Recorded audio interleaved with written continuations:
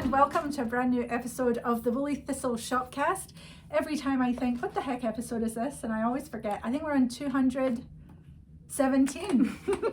Somebody's prepared. So welcome to episode 217. I'm your host, Corinne. I own and operate the Woolly Thistle, along with Maggie, my co-host, who is our product development manager, and so much more. And yeah, it's Monday morning. Did you have a nice weekend? We did. We had a nice weekend. Did you get up to anything? We went out a little bit on Saturday, and then Sunday was just nice and quiet, and I did some like mending, and I picked up groceries and just kind of putzed around. Yeah. What kind of mending? Slower day. Knitting mending. Yeah. So I brought one thing. I had a couple mittens that had blown out thumbs. Okay. So. Awesome. I have a little pile of mending. I think that's a great topic for conversation. I wonder if other people have their little piles of mending to do. I certainly have mine. So yeah. The Woolly Thistle is an online yarn shop, in case I forget to mention that, and we offer woolly wool, mostly non-superwash varieties from the UK and Europe, and even homegrown here in the United States. We're in New Hampshire, and we love what we do, don't we, Maggie? We do. It's not always fun and easy, but it's pretty good. I enjoy it. I actually really love doing what we get to do. Feels like a privilege in a way. So anyway, what do we have to do today, Maggie? We have a couple segments for you today. In addition to our blather and showing you some exciting new things coming to the shop, we will be joined by Caitlin, who's going to be sharing some of her recent FOs and whips. Gorgeous sweater that she's done. Oh, it is. It's lovely. And Rachel is joining us from Fair Isle, checking in. She's had a rough go of it the last month, with like power and weather and loss of connection. Yeah, the internet and whatnot. So it's good to hear from Rachel and have her here. She'll be with us later. All right, and we have 2 gift cards to give away this episode. We do. And do we have lots of new things? We do. We have some like really big and exciting things. Yes. So we're ready to go. So shall we get stuck in? Yeah, I think let's just get going. All right. So let's see what's first. Do we want to start with a winner? No. Yes. Well, yes, of course we do. I was just thinking though, we both lost our place, I think. Like usually we talk about what we're wearing, what we're knitting on. Yeah, well, going by the show now, it's all the winner is ahead of what we're wearing. Oh, okay. So that's why I figured. Let's just do that, because I don't want to be I don't want to be accused of being mean. So every episode we give away 2 gift cards. What you have to do to be eligible is leave a comment. And our first winner from the last episode is at Anna Usnian 1557. We'll put that here, and I'm so sorry. Congratulations, Anna. Messed up your name, Anna. But Anna said, I love to knit socks. When a friend reaches a milestone birthday, I enroll them in my Sock of the Month club. That way they get a pair of socks every month for a year. It's fun for them and for me. Wow. That is amazingly generous. So Anna, you are the winner of a $25 gift card to the Woolly Thistle. If you put prize winner in all caps and email us at info@thewoollythistle, we will get you that $25 gift card. Beautifully said, Maggie. And if you want to be in the running for being a prize winner, all you need to do is leave a comment below, subscribe to our channel, give us a thumbs up, tell your friends, all the things, and we pick 2 winners every episode randomly. So yeah. I still think that one of the highlights of my every 2 weeks is reading the comments that people leave. You're always so kind and positive and just enjoying what we're putting out, so that's always a lovely thing to read, so thank you for those. Okay, so what are you wearing? Now we're going to segue to what are you wearing? What am I wearing? I'm wearing my Durobin sweater in the Blackberry Studio Donegal color, and my bouncer here is wearing Studio Donegal in the charcoal colorway. This was the first iteration of the sweater. And I loved it, but there was too many stitches in the back, so I shaped it better so that it would be less sort of flowing out the back and needing a peg to hold it. Nice. Yeah. So anyway, so this is that, and I absolutely love this sweater. And I was just outside because I thought I left all my whips or what have you outside in the car, and it's freezing out today. It's really bitter, but this felt really cozy and warm. So That is good. I did find my stuff, thankfully. Yes, what are Great. you wearing? I'm wearing my Handspun Shifty. I haven't worn this one in a little while. It's so gorgeous. And yeah, so it's You knitted it with Handspun? Yeah, it's Andrea Mowry's Shifty pattern, and I knit mine in Handspun. Yeah. So this was Beautiful. my big COVID project. Oh, COVID hit, and I was like, Handspun sweater time. So did you spin it? So yeah, it went from I had a 1 pound bag of mixed odds and ends from Hello Yarn. Yeah. And I bought it. Occasionally she'll sell like some 1 pound bags, and I bought it with the intention of making a sweater. I didn't know what sweater when I bought the bag, but this is it. It's so good. It's so good. Yeah. Lovely jubbly. All right, so that's what we're wearing. What are you knitting? Or have you finished anything? So I have finished. You saw it in the last episode, it's but finished. here, I'll move it to the middle so we can see it. It is my second Paul Klee. It is basically exactly the same as the first one. Although I think the sleeves are a little more, a little wider than on mine. Actually, I don't know why. It was one of those. I just had a moment, but I love it, and I think my daughter will love it. So this one's for my daughter. She'll finally leave you alone now for a little bit. You can knit on other things. Yeah, so it was very freeing to like wind up yarn and just go hog wild winding up things. It's so hers, pretty. I told her if she wants to add length, but I'm really happy with it. I knit this in a cone of J&S in color 54. And doesn't it just bloom up beautifully? It does. Because knitting from the cone has the machine oil still in it, so it can feel a little thin or flat. Yeah. But then you put it in water and it just soaks up the water really fast. I love that. It did, and I'll admit, like the cone water, you should anticipate that it will look a cloudy. little cloudy and grimy. But washed really nice, gorgeous, fluffs up, and what did you use any Eucalypt? No, I'm out of Eucalypt, so I'm using up some of my old. That's good. So it's fiber. I think it's. I actually used like a little bit of the Power Scour with some fiber wash. Wow. I use that on fleeces to get them. I don't use so I just anything. used a drop. If I don't have Eucalypt, get the I don't grease use out. anything. Well, I wanted the grease out. Yeah. Well, it would come out anyway. Honestly, I think. So. Yeah. Very nice. And then the colors are a mix of Spindrift and J&S. And they're beautiful. It's like a stained glass, isn't it? Yeah, I really like it. I'm happy with it. I'm happy she's excited to wear it. Two Even Paul if Little Miss Klees. Itchy only wears it once, it will be a win. Well, now you've got something to get back at her. You know, if you're not knitting for her, be like, well, where would I knit you? Yeah. She's pretty excited about it, and she's 14 now. She's never been excited about my knitting before. So Awesome. So that got done this weekend, Good. and then so I did finish my January socks. I showed them last time, or I showed most of them last time. Like I had 1.5. So I can put a picture here if you want. These are the If You Go Out socks by Virginia Sattler-Rammer in our Rambler. I love that. That is definitely a cast on in my near future. Yeah. And Virginia shared with me she's got something new in the If You Go Out series coming. I won't steal her. But keep your eyes out for Virginia's new pattern coming. And awesome. Do you hold that? Yeah. So I've started my February socks because we're in February now.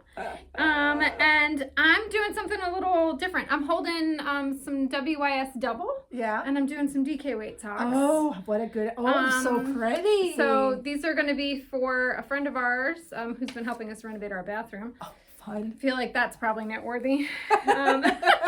I think he will like them. Yeah, too. I think he will. And it's fun. It's fun that it still stripes. Yeah. And they're going really fast. That was pretty much one night's. Oh, that feels so nice. It does. It'll be really nice. So these have nylon in them. These are Yorkshire Spinners signature 4-ply. Yep. So you're just holding a double, and it's so pretty. Yep. You're a DPN sock knitter always, or not always. I'm moody, Yeah. so sometimes sometimes about I you. use the flips, and sometimes I use the DPNs. It's Ever usually magic one loop? of those. no? Occasionally, Yeah. I will magic loop if I don't have the right needles. Yeah. In other. It wouldn't stop you from knitting. It wouldn't stop me from knitting. Yeah. I'll get it done. I just don't love magic loop. Yeah. And you know what? I mean, knitting them together is sort of taking the Christmassy vibe out of it a little bit Yeah.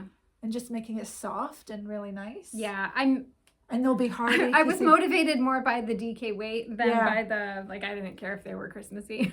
No, but that is Christmas yarn, isn't it? It is Christmas yarn. I think it's not Fairy Lights.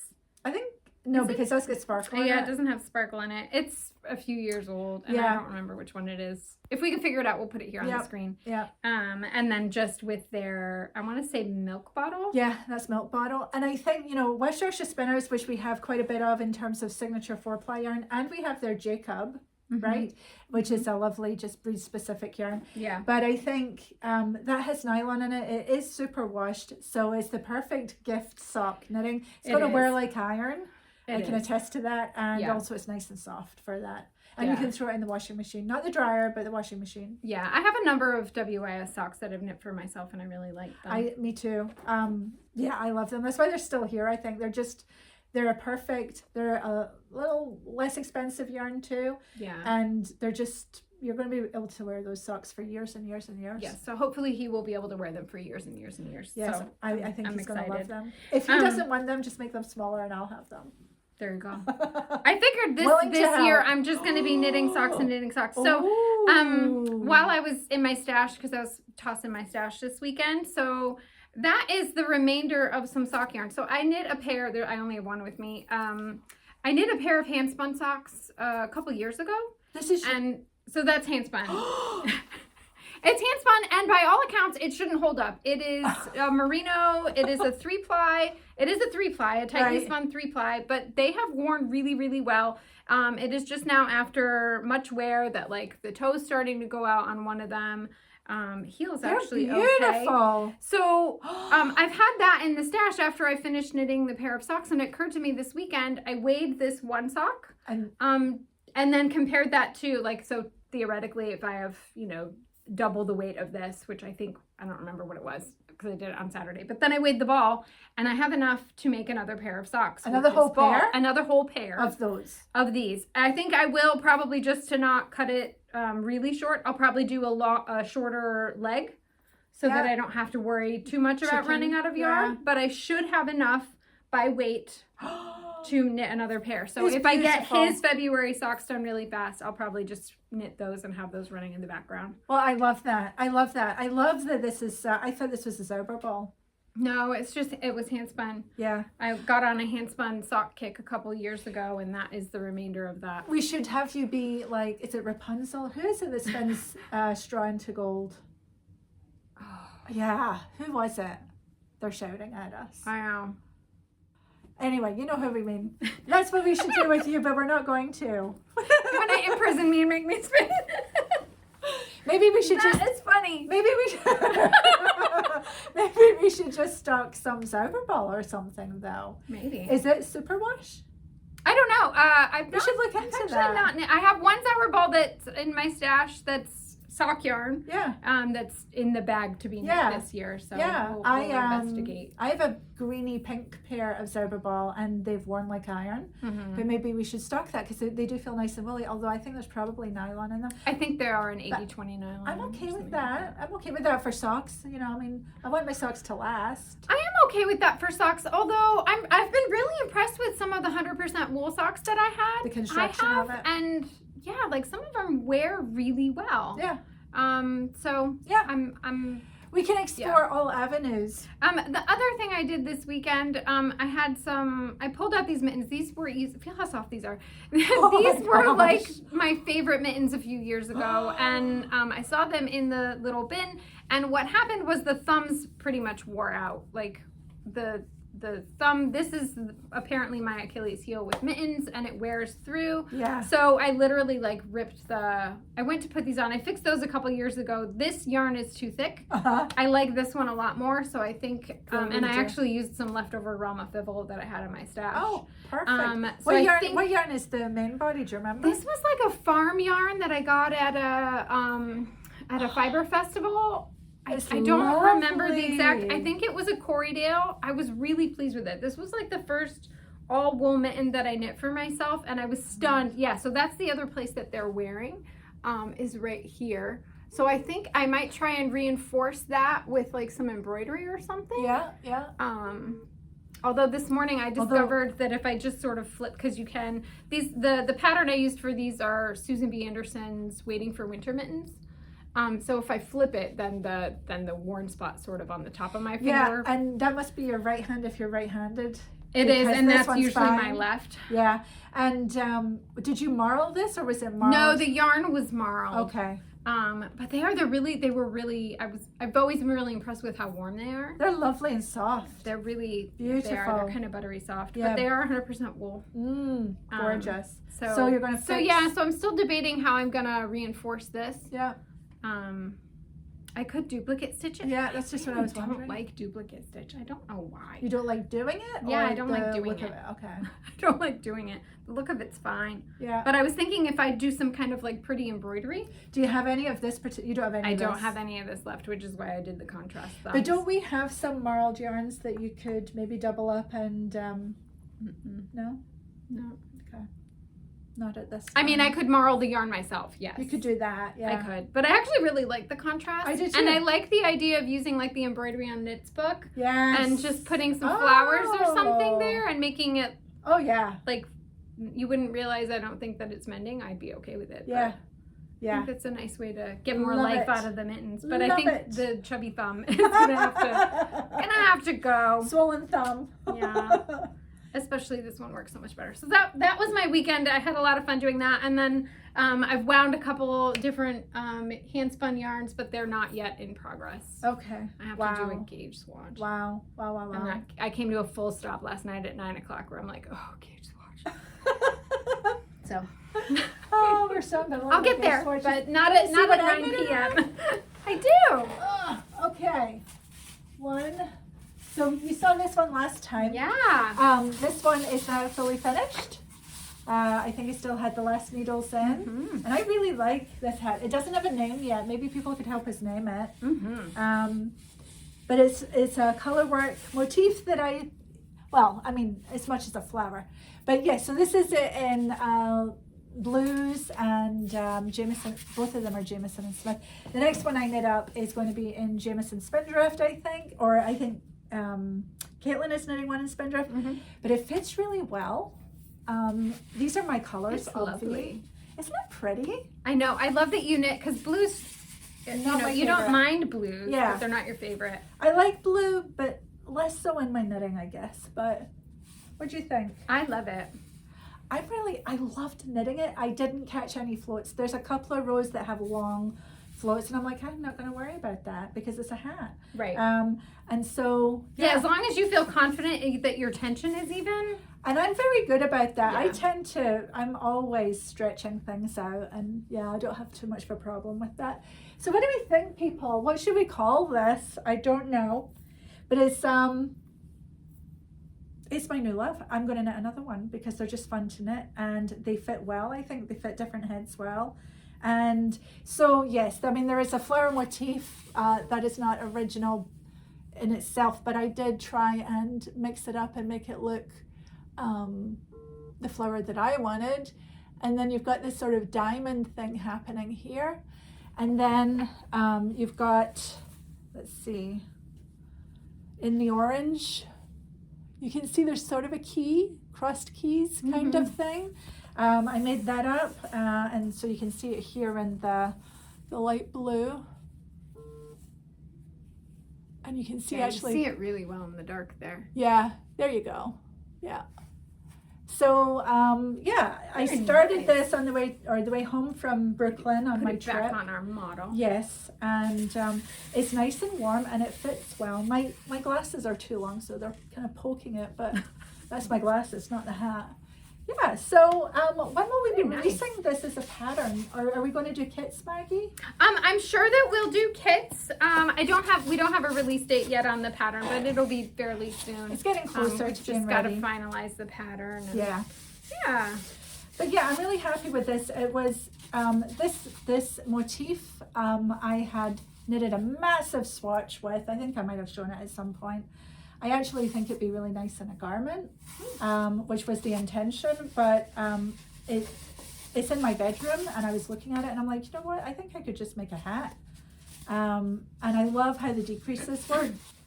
So like you can see that decreases into just sort of leaves on that side, and then for the flower, that it decreases into one petal at the top, which is nice. So it all makes sense. It all works on all the different levels, and I'm really, really Beautiful. happy.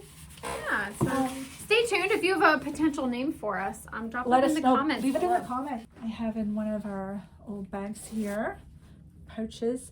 So I am going to finish up this pair of this Handmade Life socks.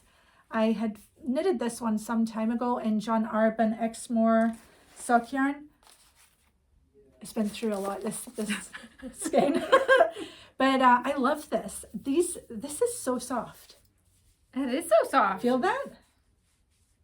That's lovely. It's lovely to knit with. And it's got this cute little pattern. This is the Bluebird Cafe by Olivia, this Handmade Life on Ravelry and everywhere. And so I cast on, when I finished the hat, I cast this on. And I'm knitting this toe up, which is not my favorite, but if that's what the pattern calls for, then I'm going to do it. Right. Yeah, there we go. And so it's just a very potato chippy. I'm almost halfway up the foot. And then I just need to turn the heel, which looks like a short row heel if I remember. Yeah. And then the back doesn't even have any lace. I love that.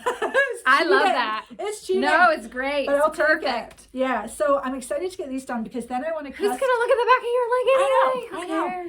And I'm going to start my next socks in Rambler, and it's going to be Virginia's if you go out knitting socks, because I loved seeing that knitted up. Yeah.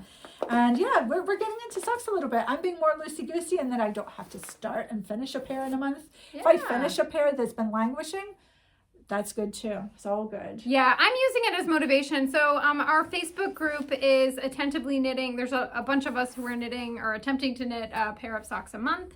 Right now, I'm really just sort of enjoying it. I was surprised how easily I fit it into my sort of daily knitting. And if I missed a couple days, it wasn't that big a deal. But yeah, it's really nice, and it's nice to move some of that sock yarn and get it knit up. And I mean, we are garment knitters, or we have been garment knitting for a long time, and I'm not about to give that up. But it's really nice. It's sort of like filling in the little gaps where you can't take out that big sweater, or it's just really nice to have that knitting with you if you go out, take your knitting. That's what a sock is for sure. Yes. And I haven't knit many socks lately for a long time, and it's really nice to just be zoom like those West Yorkshire Spinner ones that I knitted. They were pink, one of their new colorways, the I'm trying to remember what it's called. J, maybe. Mm-hmm. Well, maybe. That's the one. It had the blue with the little pink. Yeah. I think that was J. Mm-hmm. So knitting those, they just heel, turn, and gusset still gets me excited, and they knit up really quickly. So I have one pair. I'm going to call them January. I might have finished them in December, but who's counting?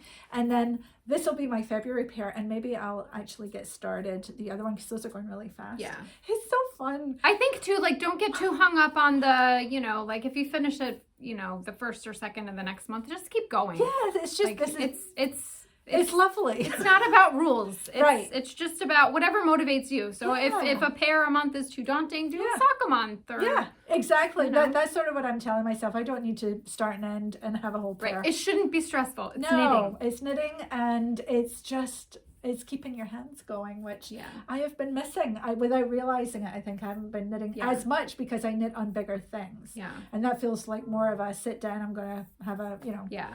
I think too, my goal for my knitting this year is I'm going to worry less about, is it productive? Because it's my knitting. Yeah, right. I don't need it to necessarily be productive. I need it to be satisfying. Oh, I like that. That's what I need. And right now I'm finding it satisfying. If mid-June I find that it's not satisfying, I can always stop. There's no knitting police. Right. So I agree with that. I agree with that. Now, when you say for production, does that mean that you were motivated to get so many sweaters knitted in a year? Or? No, but I think it's really easy to get sort of caught up in the, at the end of the year, there were all these videos of everything I knitted, which is great. I love watching those, and it's really kind of fun to see. And I liked seeing some where people showed, not just what they finished, but, did it work? Did they wear it? Did they like it? And that's really great, but I'm not in a season where I feel like I need to knit X many number of things. Right. Right. I know Yeah. I'm counting socks. But right now I'm finding that really satisfying, so I'm just going with it. So I think, and if being productive works for you, that's awesome. I encourage that. But, yes. I'm just not in a season where I want my knitting to feel stressful or like I've got to keep up with something. I'm feeling like my knitting is in a phase of designing, creative. Like I really got a lot of juice from my little trip down to Brooklyn, which was fantastic. And the weeks just didn't work. I could have been at Vogue Knitting Live. I think we should go next year, Maggie. Yeah. But anyway, that definitely was sparking a lot of fun interest for me. But I feel like I've got a few patterns in here that need to come out, and you know, that means I'm knitting multiples of a same thing. Yeah. But, you know, it's okay because I'm moving it along every time. So that feels good. But I think the socks are appealing in that because it's a quick little, and it's not too much thinking. It's just following somebody else's creative work, which is nice. And if you need something that's a break while you work through, you can just be knitting on a sock. Yeah. Exactly. All right. Oh, we should go to Caitlin. We are 30 minutes in. Let's go to Caitlin and see what her knitting looks like. And we'll see you on the other side. Hi, everybody. I'm Caitlin, and glad to be back on the Shopcast again with you this month. I am here about once a month to share my knitting and making updates and a little part of my woolly world here. I'm a part of the Woolly Thistle team. I do stuff in emails, social media, getting the word out about new stuff we have, blogging here and there, and then I come here on the Shopcast, which is really fun as a way to update everybody on what I'm doing, especially Woolly Thistle related projects. So today I want to share some of the updates of things I've been making lately and things I'm planning. So first of all, I'll talk about the sweater that I'm wearing. It was a kind of last minute cast on back in December. Then I've been working on a different project for a while. I'm almost done with that, and then thinking ahead to the colorwork knit along, and then just some other woolly thoughts. So the sweater I'm wearing is something I finished this month, maybe my first finished thing for the year. I started this in December. It's a DK weight Strange Brew sweater by Tin Can Knits. That's from this book, one of my faves. They not only have patterns for many like set colorwork pattern sweaters for newborn all the way up through the largest size, but they also have sort of a recipe to show you how to create your own either top down or bottom up colorwork sweater and kind of plug in your own colorwork designs. So that's what I did with this sweater. I kind of took their recipe and I kind of planned out where they say to do some increases, and then I made little charts to fit into the blocks of rows in between where you increase. So this is the finished sweater. It's long sleeves. I made it a little bit cropped, sort of on accident. I just kind of bound off where I felt like it, and it's a little more cropped than I expected, but this is just stash that I like jumped right into looking for as I realized like I want a black and white colorwork sweater. So I just went to my stash. This is a yarn I've worked with quite a bit before. It's a discontinued Patton's Superwash DK weight. I got a whole bunch of it in several colors from a friend who was no longer machine knitting. And that's kind of what actually launched me into sweater knitting when I finally got my hands on a few sweater quantities of something. I don't feel too bad saying this because it's discontinued and from someone who just gave it away. It's not my favorite yarn. And with each new thing I make with it and start wearing it, I realize that more and more. I knew that as I reached for it, that it wasn't going to be the perfectly woolly wool sweater. It's just, you can kind of see it knits up really evenly and it's very soft, but it doesn't wear super great. And that's just kind of part of the story of superwash yarns, and just really the variance between all of the different yarns out there and how they're made. Some hold up better than others, and this one tends to not hold up as great to wear and tear when you're looking at like underarms and things. Maybe it's gonna end up fuzzing a little bit here. And one thing I find with superwash is that once it does start to pill, it's not super hardy as far as like depilling methods. I have a gleaner, which is really great for kind of almost scraping off the pills, but superwash doesn't love to be scraped. So we'll see how it holds up. I do love how the design turned out. But it is a little bit of a reminder of just what we are such big fans of at the Woolly Thistle. I don't mean to hate on superwash. It can be really great for certain things, and there are trade-offs. It was really lovely to work with. Like, it feels nice on the needles. It slides great.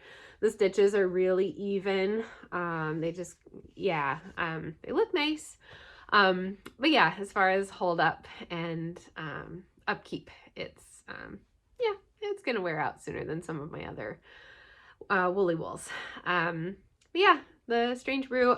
If you look at my Ravelry page, I do have sort of my really rough sketches of how I did the charts. And if you have any questions, let me know in the comments. But yeah, really fun journey to go on, designing your own colorwork charts. But next I want to show you kind of something in the opposite category of woolly wools, and that is something that's quite toothy and going to hold up super well, and has not been as enjoyable of an experience to actually knit each stitch, but I am going to love wearing this thing. This is Alafos Lopi is the yarn, which is one of the most rustic that we carry, I'd say. It's a bulky weight Lopi yarn from Iceland. I think its construction is basically two thicknesses of let Lopi that are just kind of spun together and not in like the opposite direction, so that it ends up still looking kind of like a single yarn. It's really cool stuff, and it's making this really great garment. It doesn't have quite the spring as you're knitting each stitch as like a more traditional plied yarn would.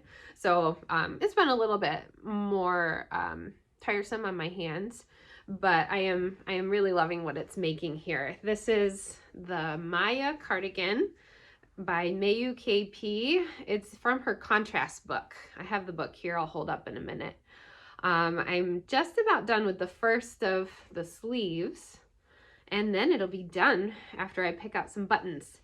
So it's a cardigan knitted flat. I'll maybe back up further so you can see. And it has this beautiful twisted stitch panel on the front. These are, called twisted stitches, not quite cables, but they've been really fun to do. And it's kind of my first like intentionally chosen twisted stitch project. That's been cool. So yeah, the book is Contrasts, but it's a Lina publishing book, and this is the original cardigan. She chose, I think, a worsted weight plus a Surrey alpaca strand, but the Alafos Lopi I'm actually getting pretty good gauge, actually a little on the tighter side, just a tiny bit tighter gauge than what the pattern states. But yeah, it's going to be dense and it's going to be warm. I was reflecting on how I've knitted with Let Lopi on a size 10 needle. A couple of Mary Jane Mucklestone's patterns have Let Lopi at that gauge. This is the bulky version of Let Lopi, the Alafos Lopi, and I'm knitting it on size 8 needles. So it is going to be a dense, sort of like a jacket, might even hold up to the wind. And in a color that I wouldn't usually choose either. I usually can't help myself but choose some sort of a color, not just a neutral. No, I'm wearing neutrals and holding up neutrals as I say that. But yeah, I'm going to really love this once it's done. I started it last year at the end of the winter, and then I think it got derailed maybe for the colorwork knit along or the shawl knit along, and then it was like summer, and then I really didn't have any motivation to work on a bulky jacket. But now I think I'm going to finish it just in time to enjoy a little bit of the rest of the winter. So I'll let you know when that's done. And then I also wanted to just show you a couple things that I got from the Woolly Thistle lately, because I'm pretty excited about what else I have ahead of me. So I couldn't help but get a few skeins of the Scottish Yarn Festival. This is the DK that came to the shop a few weeks ago. We may have just sold our last few skeins by the time you see this, but we're working on getting more from Eva over in Scotland. Her interview with Corinne recently was so sweet, and yeah, I just really loved this group of colors with clan-inspired names. It's pretty cool. So I'm thinking of using these for the colorwork knit along that starts a week from today, as you're seeing this the day it airs. Starts February 16. These 3 skeins are each 100 grams. They're going to be more than enough for a colorwork project, but I'm not sad about that because I plan to have lots left over to put into some sort of a sweater yoke. So I haven't quite decided on my pattern. I'm thinking about the Transatlantic set by Virginia Sattler-Reimer. She's got, I think they're mitts or mittens, a cowl, and a hat. And I might just pick one of those 3 and see how the colors all do together. So very excited about that. I also just got a few kind of like samples to play with as part of the team. That's really fun. This is the new Jaggerspun Woolful, which comes from a mill in Maine, and we just launched these a couple weeks ago. We've still got some in the shop. There's one more color, which is 100% Cheviot, and then the darkest is 100% Black Welsh Mountain, and these are worsted weight and worsted spun. Oh, it's just, you know, I like look at photos of these yarns for several weeks and then write things about them, but then to finally get to feel them is just so fun. Maybe you have that same experience being an online shopper with us when you finally get your package and get to feel it. So I'm gonna think of a pattern to try those out with. But those just got me thinking about some of the pretty special yarns we've gotten in recently, and how on the label you can see not only what exactly they're made of as far as wool or fiber goes, but even what breed goes into each of these yarns. And if that's not a rabbit hole that you've jumped down before, I really encourage you to jump down that. I've been thinking lately about what it means to be breed specific and just how special that is.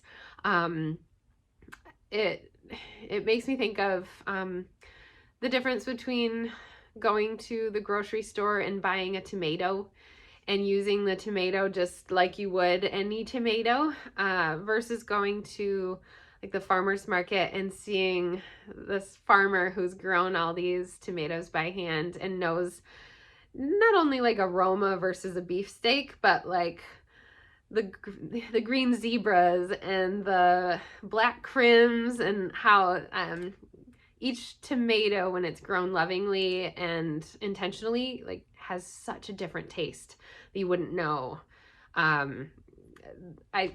Anyway, I'm getting really excited about breed specific yarn and wool these days, and just how special it is that you can still, at the end of a wool's like journey into becoming a yarn, like you can still tell what breeds are in it because people have cared all along the way to keep that sort of character, you know, from choosing which sheep they're going to raise and then finding a mill that will mill that into a yarn that's going to show off the characteristics of that particular breed really well. Anyway, if you haven't jumped down that rabbit hole, I encourage you to. And I had 2 books that I wanted to encourage you to look at. These are not currently in our shop. We've carried them before, so maybe you have this in your library and have forgotten, or get it from your local library. This is the Fleece and Fiber Source Book, which I know people have held up on this Shopcast before, but it goes through all the different breeds. It shows you you know, yarns made from those breeds and samples all knitted up and everything. There's so much to learn in this book. And then the other one is The Vanishing Fleece. I couldn't find my copy to hold up for you, but it's a Clara Parks book. And she takes a big bale of wool all the way through the process of getting it processed in the American wool processing industry. And she learns some really fascinating things on the way. So that's another book for some education there if you're curious. That's all I've got for you today. I think that was plenty. Enjoy the rest of the Shopcast, and we'll see you next time. Bye. Thank you, Caitlin. I love that she is jumping down rabbit holes to do with breeds and exploration. And I think, you know, Caitlin's been knitting for a long time. She works at the Woolly Thistle, and she is getting excited about that. I think there's so much enjoyment to be had. So let us guide you as well as you maybe jump down the rabbit hole with Caitlin, because that is awesome, and we have lots of beautiful things to share with you. So if you have questions about blends or specific yarns and specific breeds, let us know. Our customer service is here to help you. So, and we got all that. I want to talk about what's been taking up a lot of effort in the background, and I'm really excited that they're coming. They'll be available today when this goes live. Yeah, at noon. Yes, is our new Harris Tweed carry-all bag, which I think I should hold this one given what I'm wearing, and you want to hold this one maybe? Sure. We have 4 new designs, and we're just in love with these. These are perfect, aren't they, Maggie? They are. They're a great size. I'm going to show you. So this, we do have these in these colors, but I don't, mine is not actually. Yeah, so there's actually one right there. Oh, yeah. So that is the pouch. The zippered pouch is in the same color as this new mid-size carry-all and the tote bag, which is large. But anyway, to show you, I can fit my pouch with a project in there and still have room for a ton more. And this has the, well, before I tell you all what it's about, just enjoy it because it's really, really lovely. It's a great size, and it's got the beautiful coveted Harris tweed with the label. These are our samples, so they don't have the label on yet, but you'll have the Woolly Thistle label on there, much like, well, I don't want to crinkle that too much, much like this one there. There we go, the little Woolly Thistle label. These are made by our friends at Studio Tolsta. Katrina is the designer of Studio Tolsta, and she worked with us to create the perfect knitting bag, the perfect if you go out bag, all of that. Carries your knitting, your phone, and your wallet, and anything else you need. Just throw it in the bag and take it with you. So yes, Katrina's based in Tolsta, which is a Hebridean island off the coast of Scotland in the Outer Hebrides. Same area as where this Harris tweed comes from. And I don't know if people know, but Harris tweed is hand woven, usually in people's garden sheds on the island of Harris. So this is an ancient, you know, hundreds of years old craft that is still going today and is supported by customers like you shopping and buying their beautiful fabric that is hand woven. And then Katrina takes it and adds it to these bags, and they get to have this amazing, authentic, government-issued Harris Tweed Authority label on it, so that's quite something. The bag has 2 big pockets on the front and on the back. There is a snap closure that is in leather and leather handles, and then on the inside there's not a big zipper. We wanted it to not have a big zipper. We wanted it to be open so that you could easily reach in and grab your knitting. Yep. There are some big pockets on the inside to hold all your necessities. Yep. And a zippered pocket as well. Yeah. So they're nice. There's 3 really nice deep pockets, and then that zippered pocket is also a pocket behind that as well. Yeah. And then of course we've got the outer pockets with the magnetic closure on both sides, which is really nice. So, you know, slip your phone and put your wallet in there, get your knitting in there, and you're good to go. Yeah. Yes. So we chose 4 different colorways. This is that beautiful blue, teal rather, herringbone. And then we've got this gorgeous blue one, which is also a herringbone. Yes. Really nice with navy and brown straps. I love all these. And then maybe one of my favorites, because it's pink, is this lovely tiny pink checker on there. But they're all the same specs otherwise. They all have the same inside, which is a lovely brushed cotton. It's really soft. We get this cotton brushed for us. And really because we think it's worth that lovely feeling that you get when you touch it. And so these are made in India. Katrina and her husband are a power duo. She lives in India, I think, half time with her husband, where they have their studio and they hand make these bags. And we have some photos from India showing you their team making these bags and other bags for us. So we do have some of the big bags in gray. So if you wanted to see and sort of compare like the size of the large one to the new size bag, they work really well together. Yeah, they do. And then of course, then we've got the pouch, which is, a sock pouch. Yeah. These are so good. Yeah. I have the gray one at home and I really love it. Yeah, I know. I'm still using my black one that I've had for years. That carries my MacBook Pro, which is not a light thing. No. 3 big notebooks, and is still going strong. I have a gray one, and I do have a purple one because why not? So yes, very, very, very excited about these. These are available today, going live at noon. So please make sure to stop by the shop if that floats your boat. These are limited. Yes. Because they're handmade. So the last time we restocked the pouches, we had a couple of tartans that sold really well. And while they were making these for us, they also did a small restock of those bags. Yep. So you'll find those also in the shop today. All of them will be in the shop. Yes. So everything we have will be available. Come by and shop.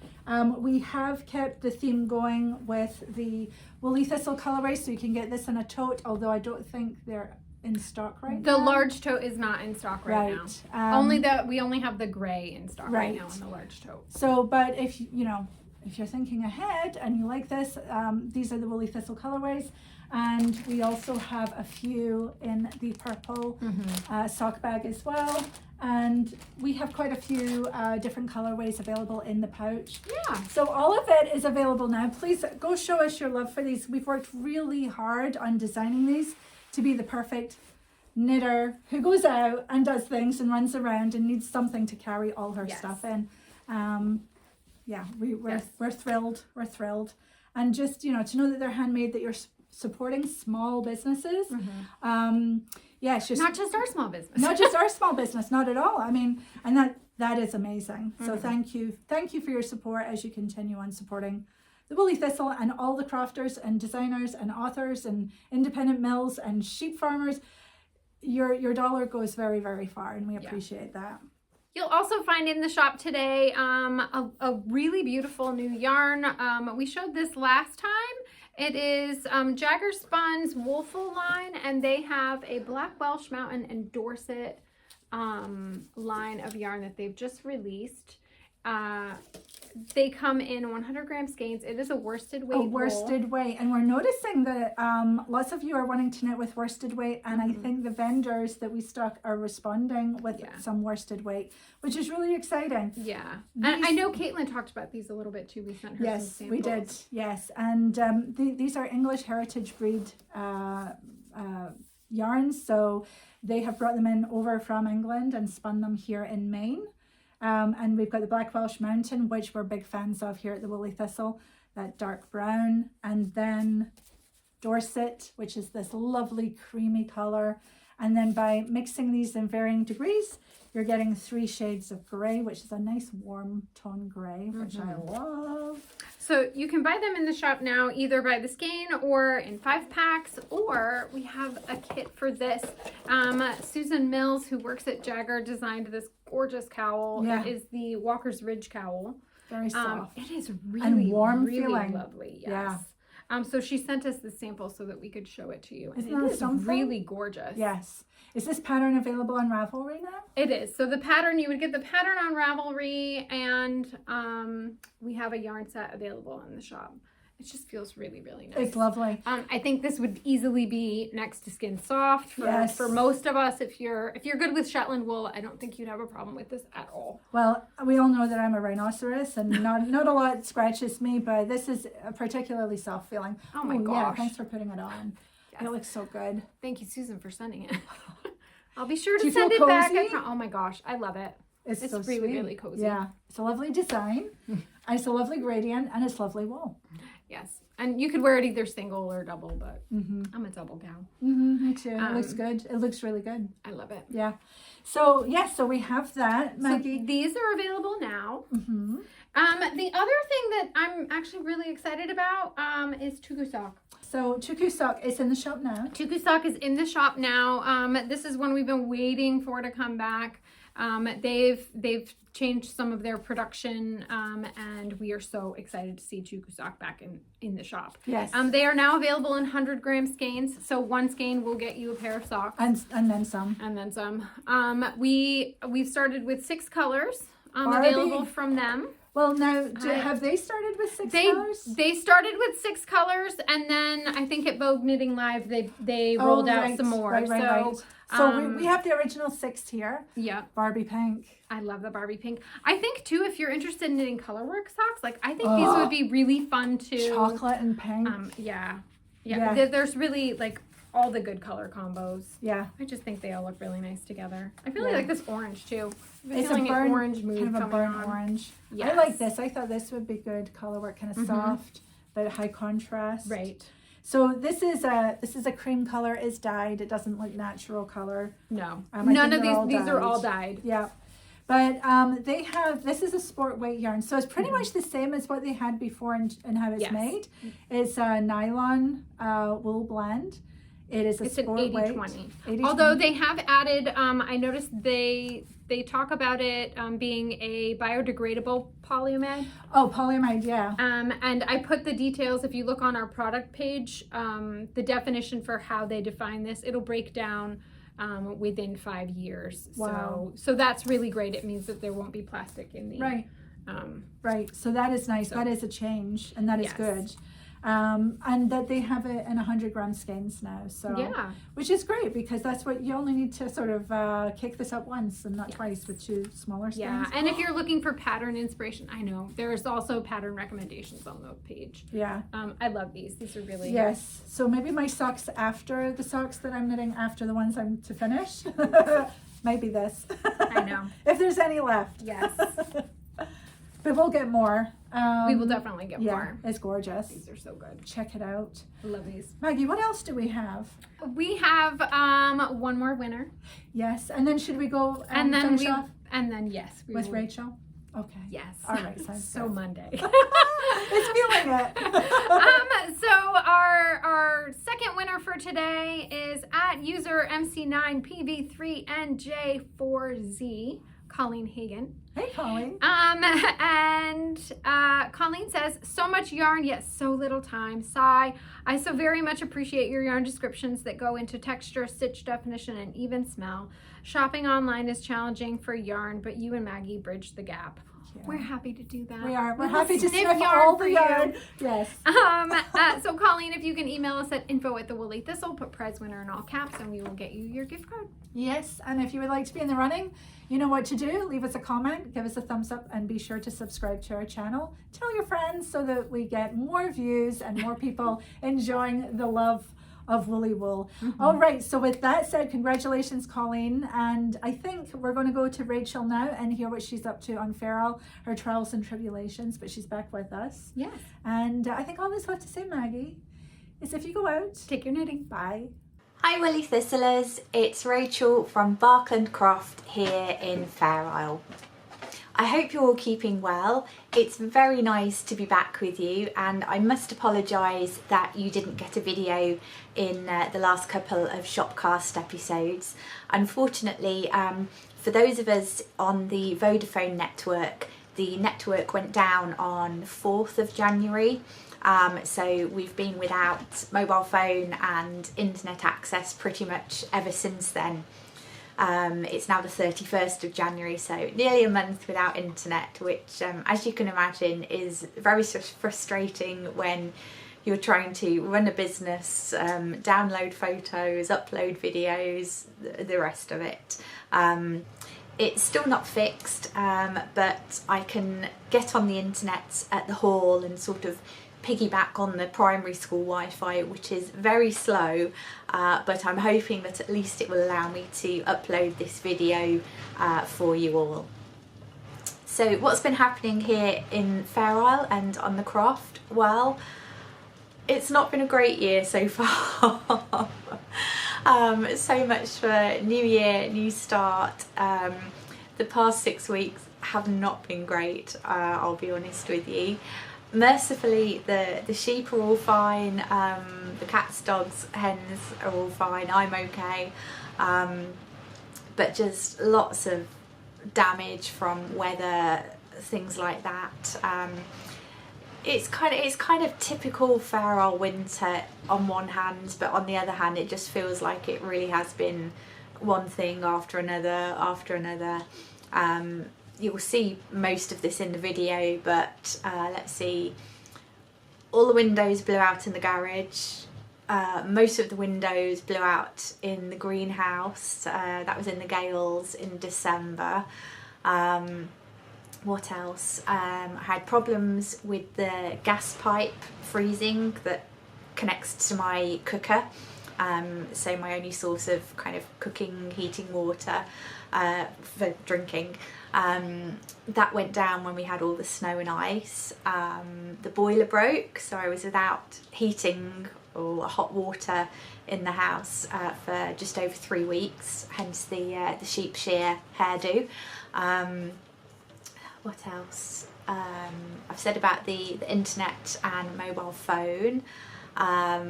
My flush on my loo has been broken for 3 months now, so I'm still waiting on that getting fixed. So I currently have to flush the loo with a bucket of water each time. Yeah, it's just frustrations, one frustration after another. There's hardly been any mail in or out of the aisle. Because with the Vodafone network being down, the card machine at the shop and post office isn't working, so unless you have cash you can't buy any stamps or send anything through the mail. Also, I think we've only had about three or four mail deliveries this entire month, which I don't get a lot of mail anyway, so it's not too much of an issue. But one positive has been that I'm still getting a couple of Christmas cards for the sheep, I should say, not for me, for the sheep, even yesterday, which was lovely. They've really been cheering me up, so thank you. We've hardly had any planes this last month because of the weather. We've only had 2 boats the entire month. One was, I think, the 3rd of January, and then finally they got another one in yesterday, which was the 30th of January. So yeah, it's just hoping winter would be over soon. Anyway, enough of me moaning about things. I'll stop waffling now and I'll let you see the videos and photos of what's been going on for the past month here. I hope you'll enjoy it. We had a really beautiful Christmas day on the Isle. It was calm, hardly any wind, the sun came out, it was dry. It really was a lovely day all around.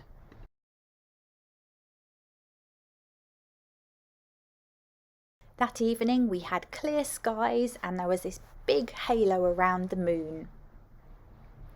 The following day, Boxing Day, was pretty breezy, and by Wednesday the winds were up into the 70-mile-an-hour plus bracket. It was certainly a challenge trying to feed the sheep.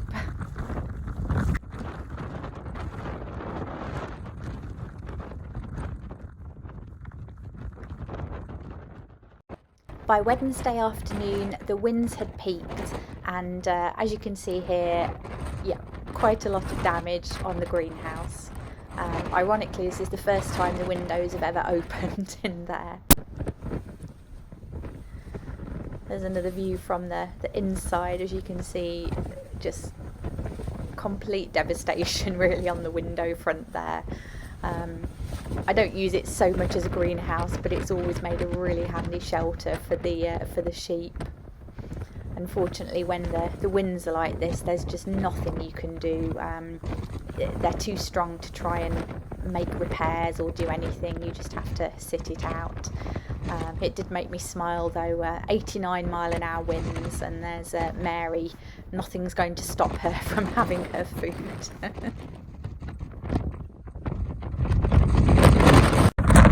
The winds showed no signs of abating overnight, and I was worried that there might be broken glass or things flying around in the night.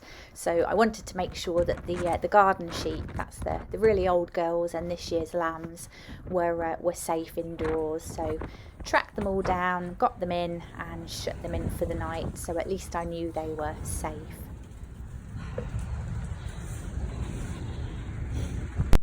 And believe it or not, we weren't the windiest place that day in the country, but you can see there 89 mile an hour winds for Fair Isle. And this was the following morning, which really was so calm. You wouldn't have believed, if you hadn't seen the damage, that there had been strong winds the day before. But yeah, so this gate here was just completely ripped off its hinges. Thankfully that hurdle had already been in place, so at least that stopped the rams getting in with the girls in the garden. Hen's looking a bit bedraggled there.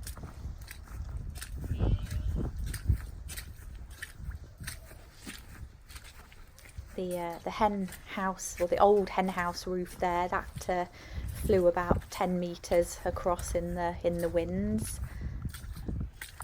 You can see the glass damage here. Surprisingly, that was the only window where the glass had actually broken. I don't know how those two windows, and there's another one which I'd already moved around the side, had got blown out with no damage to the glass whatsoever.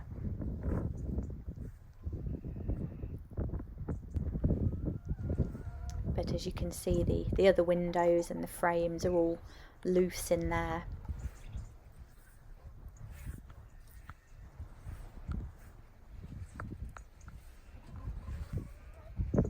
And as that's attached to the house, it's a bit of a concern in terms of the structural integrity of that bit of the house now.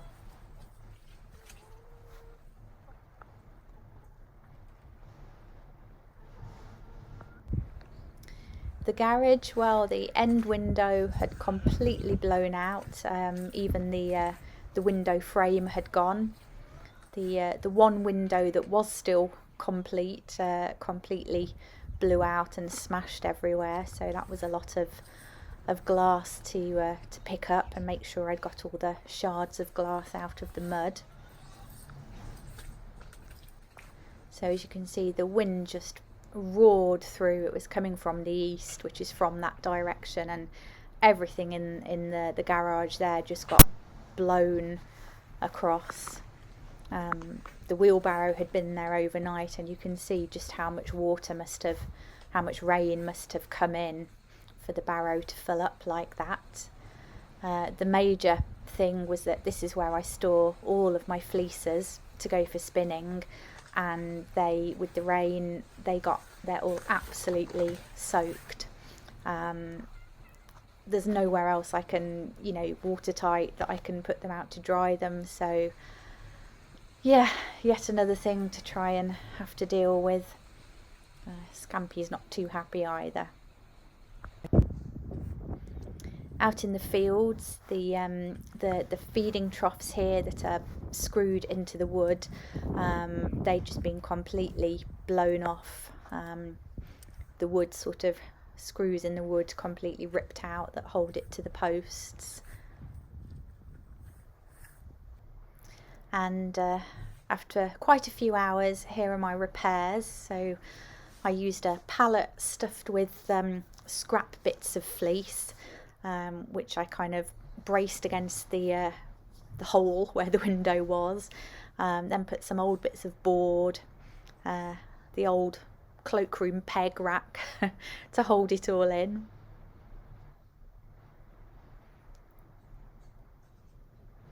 And then the other window, I put some more boards on the outside and another one on the inside.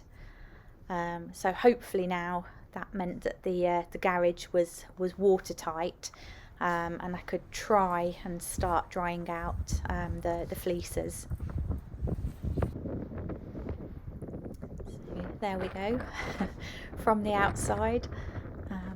There's a lot you can do with the scrap bits of fleece and old pallets, certainly. Can't really hear what I'm saying here because of the wind. This was the following day. We had severe gales again overnight and into this day here. But I think the gist of what I'm trying to say is that I'm really pleased because my repairs have so far held, at least, and the garage has remained watertight. Just mud absolutely everywhere. Heavy rain as well as the winds. It really has not been good weather. The ground everywhere is just waterlogged. There's nowhere, the drains are over, ditches are overflowing. There's just nowhere for the water to go, so it just sits there and then gets churned up into mud. Another day, another bit of damage. Luckily that pane didn't smash too much, so it was easy to clear up. And then a bit of a repair. Thankfully this time it didn't blow out the actual frame of the window, so I had something solid to screw the bits of scrap wood onto to block it up.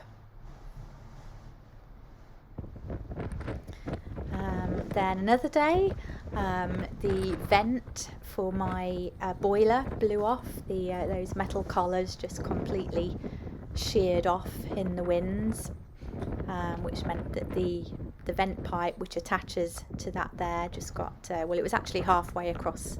Well, there's one of the collars. This vent pipe was actually halfway across the field when I found it, so I brought that back. This ceiling I've been reporting to the National Trust for Scotland, who own all of our properties. I've been reporting it to them for the last 3 years, that I'm living with black mould. It's now started leaking, letting all the water in. This is right over my boiler, and sure enough the boiler no longer worked. So that was my central heating completely gone, my only means of hot water completely gone. Normally it wouldn't have been too much of a problem because we get hot water when the turbines are working and we're on wind power, but they were all, one of them still, or two of them actually still are broken, so for a couple of weeks we weren't even getting any hot water through the turbines. I think the dogs certainly had the right idea, and the cats too, staying nice and cosy. Then when the gales had finished, we had snow, and I know a lot of you live in places where you get far worse winters than we do, and much more snow than this, but snow is still quite a rarity in Fair Isle. We don't get a lot, and it never really sticks around, so yep, this was the next weather event. And luckily the sheep have been growing nice thick coats to protect them against the worst of the weather.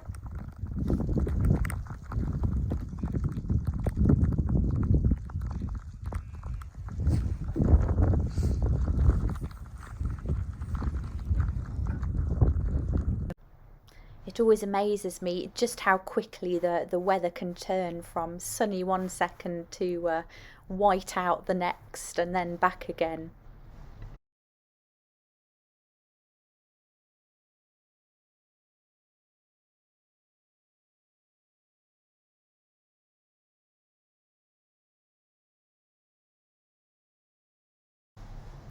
The snow and ice of course brought with it frozen water troughs and frozen water pipes.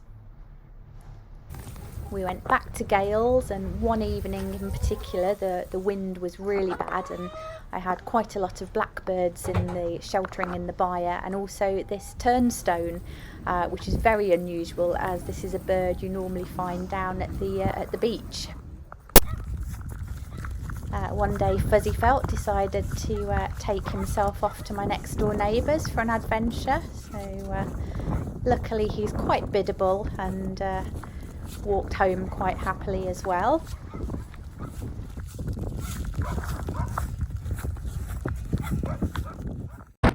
The snow vanished after about a week and we were back to Gales again, and one day I went out and you can't really see there, but the entire section of fencing along with the fencing panel had blown across the road, and the wire was stretched across the road, and that was me getting blown into the wall. And this was basically the forecast for, I think it was 16 days in a row. I don't think the wind was set to fall below about 45 miles an hour for over 2 weeks. So it's not been the most encouraging of forecasts, I have to say. Yesterday, the 30th, we finally got what we refer to as a day between weathers, which was a bright sunny day, still fairly windy, but meant I could get some laundry out on the line. The boat finally went and I got some coal in. And you'll be pleased to see that a month on, my repairs, or temporary supposedly repairs, are still doing a good job of keeping the garage watertight. The sheep are enjoying their open plan living area, and today we're back to severe gales. On a cheerier note, the sheep have absolutely loved receiving all the very kind cards and gifts that you sent them for Christmas. With the lack of mail deliveries, we've still been getting things throughout the month of January, which really has been super and cheered us all up immensely. So thank you so very much from me and the sheep. Bye for now.